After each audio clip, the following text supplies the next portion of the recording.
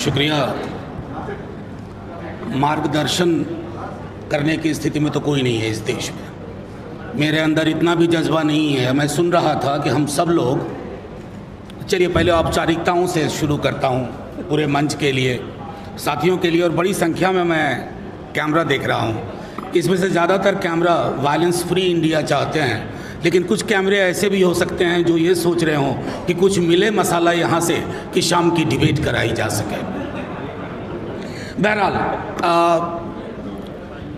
हमारे जितने भी साथी, मैंने सुना बहुत जज्बे से बहन को सुना, ये आप लोग चुनाव से कुछ ज़्यादा ही उम्मीद रखते हैं कि 2024 का चुनाव आ जाएगा तो सारी चीज़ें बदल जाएंगी।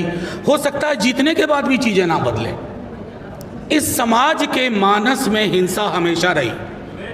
मेरे एक मित्र रतन नीचे बैठे हुए हैं, एक हम पढ़ते थे, वैदिकी हिंसा हिंसा न भवति, यानी जो बड़े लोग हैं, और आप जानते हैं कौन बड़े लोग हैं क्योंकि उनका चरित्र आज भी नहीं बदला, अगर उन्होंने हिंसा की तो वो हिंसा नहीं है। लेकिन किसी गरीब ने, किसी वंचित ने, किसी दलित ने, किसी पिछड़े ने 4 थप्पड़ खाने के बाद एक बार हाथ पकड़ लिया तो वो हिंसा हो गई। तो हिंसा की पूरी परिभाषा को भी देखना होगा। एक छोटी सी कहानी से शुरू करता हूं, बहुत 2-4 मोटा मोटी चीजें बोल करके। एक राजा था, उसे आग लगाने का बड़ा शौक था। उसे हरियाली अच्छी नहीं लगती थी, वो आग लगाता था। और कमाल थी कि उसके पास बाकी चीज की कमी हो जाए, एक जेब में पेट्रोल और दूसरे जेब में लाइटर हमेशा हुआ करता था। तो लोग उससे प्रयोग करवाते थे, देखो यहाँ आज तक कभी आग नहीं लगी है। तो राजा कहता था मुझे 15 दिन का वक्त दो, मैं यहाँ आग लगा के दिखा दूंगा। राजा के दरबारियों को भी लगा कि राजा को आग लगवाना बड़ा पसंद है। तो दरबारी लोग भी आग लगाने और लगवाने लगे। उनके पास भी पेट्रोल और लाइटर पहुंचने लगा। अंग्रेजी में एक शब्द है पायरोमैनिएक, वैसा व्यक्ति जिसको आग लगाने का शौक। हमारी पूरी राजनीति इस पायरोमैनिएक नाम के जंतुओं के हाथ में आ गई है, जिन्हें शांति पसंद नहीं है, अमन पसंद नहीं है, जो विदेश जाकर के कहेंगे वसुधैव कुटुंबकम, लेकिन देश की धरती पर अपने कुटुंबों के बीच में आग लगाएंगे। कोई कहते थे जितना कीचड़ फैलाओगे कमल खिलेगा। आपका कमल कीचड़ और पानी में नहीं खिल रहा है, ये आग में खिल रहा है। आप आग लगाते हो और वोट की फसल काटते हो। मणिपुर की आग को देख के आया हूं, गुजरात की आग देखी है, अभी नूह मेवात में वो आग दिख रहा है। सतपाल मलिक साहब आए नहीं, उन्होंने एक बात कही हाल के दिनों में कि 2024 election is going to be the most violent election in the memory of India. आप सब तैयार रहिए, ये वायलेंस फ्री इंडिया हम सब चाहते हैं, लेकिन तैयार रहिए, बहुत हिंसा होने वाली है। कहीं जाति के नाम पे होगी, कहीं दलित मारा जाएगा, और मुसलमान तो मारा जा ही रहा है। आपकी कोशिश सिर्फ चुनाव जीतना नहीं होना चाहिए।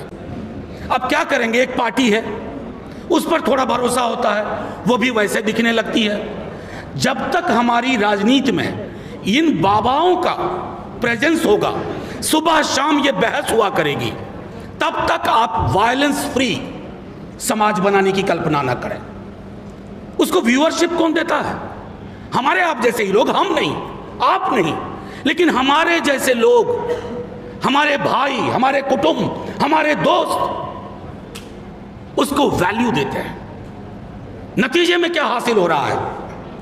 देखिए, हिंसा जो होती है उसके पहले एक भाषाई हिंसा होती है। जुबान देख लीजिए लोगों की, किस तरह की जुबान से बात होती है।